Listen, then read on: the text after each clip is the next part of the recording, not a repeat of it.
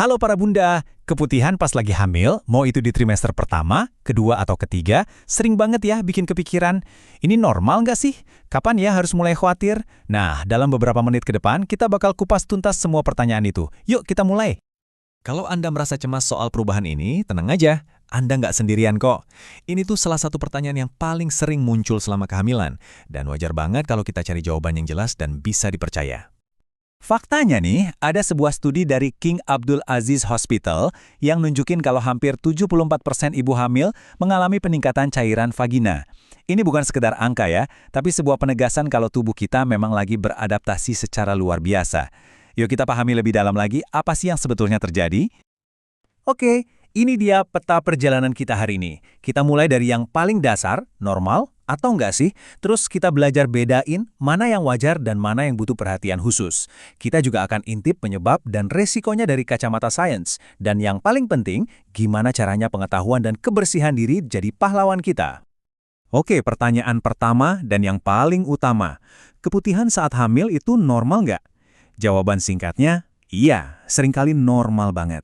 Anggap aja ini bagian dari perubahan fisiologis yang luar biasa di tubuh Anda untuk mempersiapkan rumah terbaik bagi si kecil. Jadi apa sih yang terjadi di dalam tubuh kita? Begini, ada lonjakan hormon, terutama estrogen dan progesteron. Nah, hormon-hormon ini ditambah aliran darah yang makin deras ke area panggul, secara alami bikin leher rahim atau serviks jadi lebih aktif memproduksi cairan. Ini sebetulnya mekanisme perlindungan alami tubuh loh, untuk menjaga jalan lahir tetap bersih. Nah, sekarang kita sampai di bagian yang paling krusial. Gimana caranya kita bisa tahu kapan keputihan itu masih di batas normal atau fisiologis, dan kapan dia jadi sinyal bahaya adanya infeksi atau patologis. Ini ilmu penting yang wajib diketahui setiap ibu hamil. Yuk kita bedah perbedaannya. Keputihan yang normal atau istilah medisnya leukorea, itu biasanya warnanya bening sampai putih susu, teksturnya agak cair, dan nggak berbau tajam. Tapi, nah ini yang perlu diwaspadai. Kalau warnanya berubah jadi kuning, hijau, atau keabuan, terus ada bau amis atau busuk, plus rasanya gatal, perih, atau bahkan nyeri, itu alarm buat Anda untuk segera konsultasi ke dokter. Lantas, apa sih sebenarnya yang jadi biang keladi kalau keputihan jadi nggak normal? Nah, daripada nebak-nebak, mending kita lihat langsung apa kata data dan penelitian ilmiah soal penyebab dan risikonya.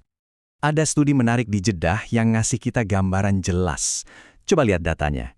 Meskipun hampir setengah kasus itu normal, tapi lebih dari separuhnya lagi disebabkan oleh infeksi. Paling banyak itu karena bakteri dan jamur. Ini nunjukin betapa area kewanitaan kita jadi lebih rentan selama kehamilan. Bahkan nih, ada studi lain dari Jerman yang lebih spesifik lagi. Mereka menemukan kalau kondisi kehamilan itu sendiri meningkatkan risiko infeksi jamur Candida. Kenapa? Karena perubahan hormon dan sistem imun bikin ibu hamil hampir 1,6 kali lebih rentan. Jadi ini bukan karena kita nggak bersih, tapi karena kondisi tubuh kita memang lagi berubah. Kenapa sih kita harus rewel ini soal keputihan? Karena kalau infeksinya dibiarkan, risikonya itu serius loh.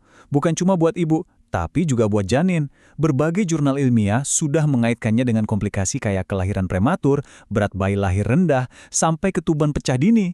Jadi, kewaspadaan kita hari ini adalah investasi untuk kesehatan ibu dan bayi nanti. Oke, setelah paham masalahnya, sekarang kita fokus ke solusinya. Kabar baiknya adalah Anda punya kekuatan penuh buat mengendalikan kesehatan Anda. Kuncinya cuma dua hal sederhana kok, pengetahuan yang benar dan kebersihan diri yang baik. Mungkin Anda bertanya-tanya, emang sepenting itu ya pengetahuan sama kebersihan? Jawabannya, penting banget. Yuk kita lihat data yang membuktikannya, ini bakal bikin Anda kaget. Sebuah penelitian di Klinik Banyuasin, Indonesia, nunjukin korelasi yang luar biasa kuat. Hasilnya jelas banget, semakin baik pengetahuan dan praktik kebersihan diri seorang ibu hamil, semakin kecil kemungkinannya dia mengalami keputihan yang nggak normal. Ini bukan asumsi, ini data. Dan inilah angka yang paling mencengangkan. Ibu hamil dengan praktik kebersihan diri yang kurang baik ternyata punya risiko hampir 29 kali lipat lebih tinggi untuk mengalami keputihan abnormal. Bayangin, 29 kali. Ini bukti nyata betapa besar dampak dari kebiasaan kecil sehari-hari. Nggak cuma soal kebersihan fisik loh, pengetahuan juga sama krusialnya. Mereka yang tingkat pengetahuannya kurang, risikonya meningkat lebih dari 11 kali lipat. Ini membuktikan kalau tahu kenapanya, itu sama pentingnya dengan tahu bagaimananya. Oke, sekarang kita masuk ke bagian yang paling praktis dan bisa langsung Anda terapkan. Apa aja sih langkah-langkah simpel yang bisa kita lakukan setiap hari buat menjaga kebersihan dan mencegah infeksi berdasarkan rekomendasi para ahli? Sebetulnya, cuma ada 3 pilar utama kebersihan yang perlu diingat. 1. Selalu bersihkan dari arah depan ke belakang, jangan kebalik ya, untuk mencegah bakteri pindah. 2. Pilih celana dalam berbahan katun yang bisa bernafas, biar sirkulasi udara lancar. Dan 3. Pastikan area kewanitaan selalu kering setelah dibersihkan, karena area yang lembab itu ibarat pesta buat jamur dan bakteri. Nah, selain 3 pilar kebersihan tadi, kadang kita butuh dukungan ekstra.